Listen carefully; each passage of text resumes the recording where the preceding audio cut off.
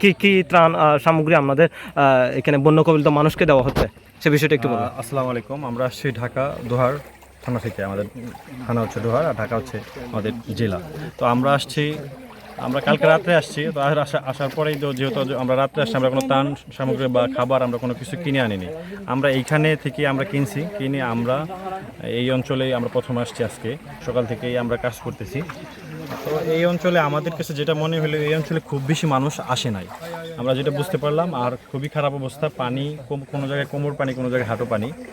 আর আমরা এখনও আসলে আমরা কতজনকে দিচ্ছি এইটা এখনও আমরা হিসাব করতে পারতেছি না, যেহেতু আমরা আজকে আসছি। আমরা আর এখানে 2-1 দিন থাকবো।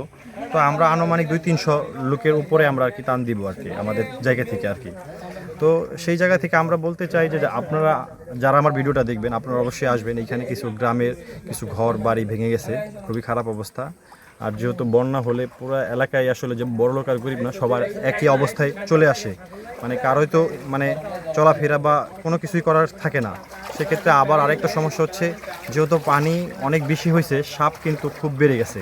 তো আমরা শুনছি, আমাদের কিছু বন্ধু আমাদেরকে বলছে, যে যারা আমাদের গাইড করতেছে, যে পুরো এই বন্যাতে 30 থেকে 40 জনের উপরে লোককে কামড়াইছে। আমরা জানি না কেউ মরছে কিনা, হতাহত হয়েছে কিনা, just কামড় দিছে এটা আমরা জানি। তো যারা আসবেন তারা খুব সাবধানে আসবেন। তো খুব বেশি উৎসাহ মানে নিয়ে আসবেন না, আসলে যারা আসবেন খুবই বুঝে শুনে আসবেন, কারণ এখানে খুবই রিস্কের জায়গা। এইখানে আপনি যে কোনো দুর্ঘটনা ঘটতে পারে যে কোনো সময়। আর যারা ধরেন জানেন না, অবশ্যই তারা এই জিনিসটাকে এড়িয়ে চলবেন। কারণ আমরা ফেনীতে দেখছি কিছু মানে উৎসাহ নিয়ে আসছে, কিন্তু পানিতে ডুবে গেছে, তারপরে তাদের মরার অবস্থা, কিন্তু একজন আমরা মরেও গেছে আমরা জানি। তো সেক্ষেত্রে আপনারা যারা আসবেন বুঝে শুনে আসবেন। আর এই গ্রামের খুবই খারাপ অবস্থা।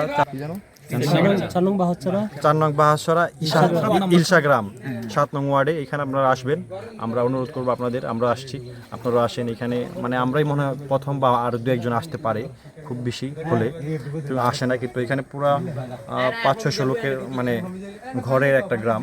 তো এখানে খুব খারাপ অবস্থা, আপনারা আসবেন। আজকে তো বন্যার সপ্তমতম দিন। আজকে এসে আমাদের হাঁটু সমান পানি বর্তমানে রয়েছে।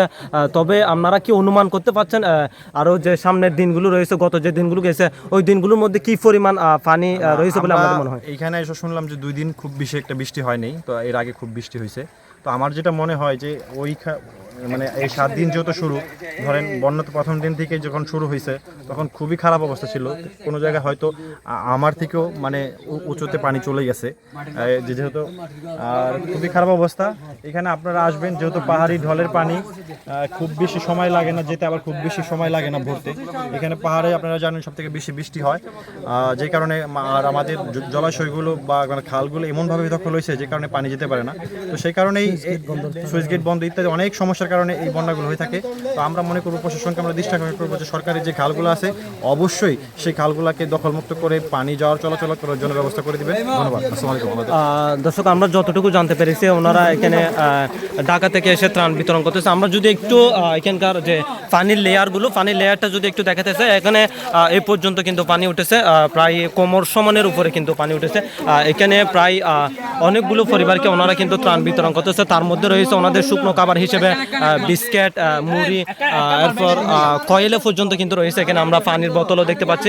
এই যে ত্রাণগুলো ওনারা কিন্তু যে বন্যা কবলিত মানুষ রয়েছে, বন্যা কবলিত মানুষের কাছে বিতরণ করতেছে। ওনারা আরেকটি যে বিষয় আমাদের নিশ্চিত করেছে, সেটা হচ্ছে ওনারা এখানে ধনী গরিব কাউকে দেখতেছে না, সবাইকে সমানভাবে ওনারা এই যে ত্রাণগুলো বিতরণ করতেছে। কারণ এই সময়ের মধ্যে ধনী গরিব বলতে কেউ নাই, সবাই একই বিপদগ্রস্ত হয়েছে। সেজন্য ওনারা চাই সবার মাঝে যাতে বিতরণ হয়।